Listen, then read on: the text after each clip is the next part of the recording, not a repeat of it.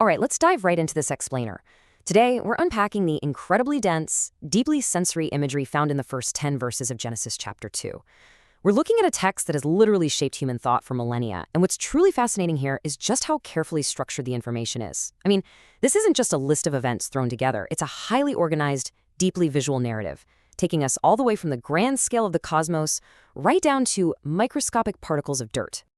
To really grasp the mechanics of this text, we're going to treat it almost like a cinematic script. We'll start with a massive, wide shot of the universe and slowly zoom all the way into a single animating breath. But before we get there, consider this for a second. Before the very first drop of rain ever fell, how did life begin? Well, let's find out by looking at the opening scene. Section 1. The Cosmic Pause. The completion of the heavens and the earth. So, the narrative kicks off in the vastness of the universe, stating definitively that the heavens, the earth, and all their host were entirely finished. And the foundational metric introduced right at the top is the number 7. This marks a massive, dramatic shift. Up until this point in the text, everything has been all about action, about forming and making. But the arrival of the seventh day signals a profound, cosmic pause. It establishes a rhythm. And this brilliantly illustrates the whole concept of rest. The text explicitly tells us, "And on the seventh day God finished his work that he had done, and he rested." It states point blank that God ceased all labor. The action just stops. The universe is complete, and the immediate response to that completion is an intentional, deliberate pause. But, it doesn't just stop at resting. By resting, God blessed this specific day and made it holy, which in this particular context simply means blessed and set apart. Because God rested from all his work, this seventh day becomes humanity's absolute oldest literary archetype for a dedicated day of rest. It's a rhythm built into the very fabric of the cosmos, basically reminding us that pausing is just as foundational as creating. Okay, moving on to section 2, a world without rain, the state of the earth before man. Jumping into verse 4, the narrative lens sweeps down from those completed heavens to focus intimately on a totally barren, quiet earth. The text paints this stark paradox. On one hand, you have total absence. No bush of the field, no small plant, no rain, and no man. But despite all that, the ground isn't dry. A mist was going up from the land, watering the whole face of the ground.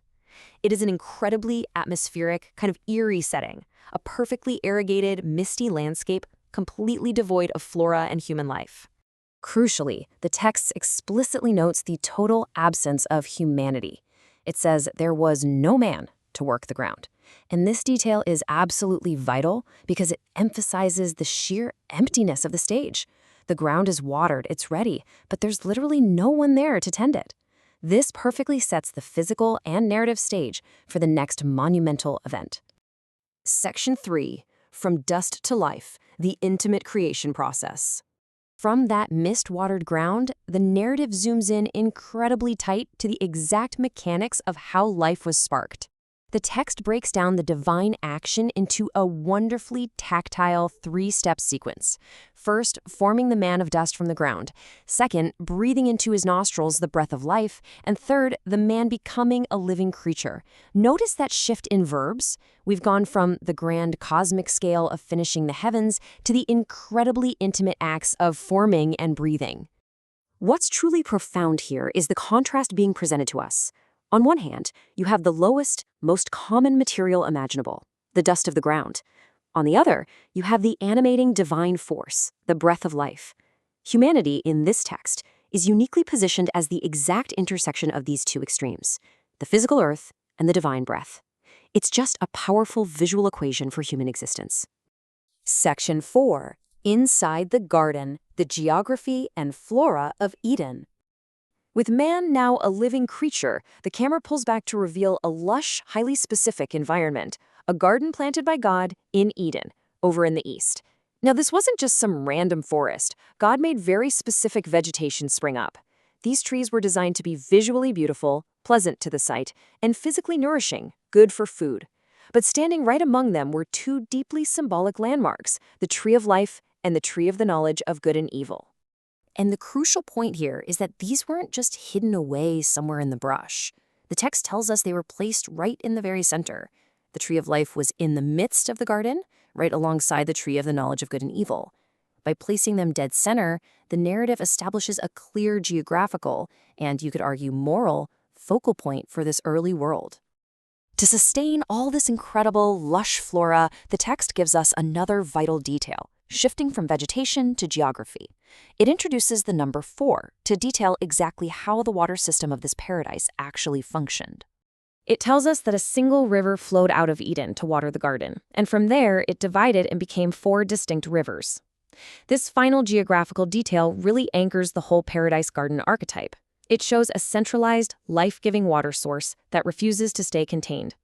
It branches out to map and nourish the wider early world, presenting Eden as the absolute wellspring of life for the earth.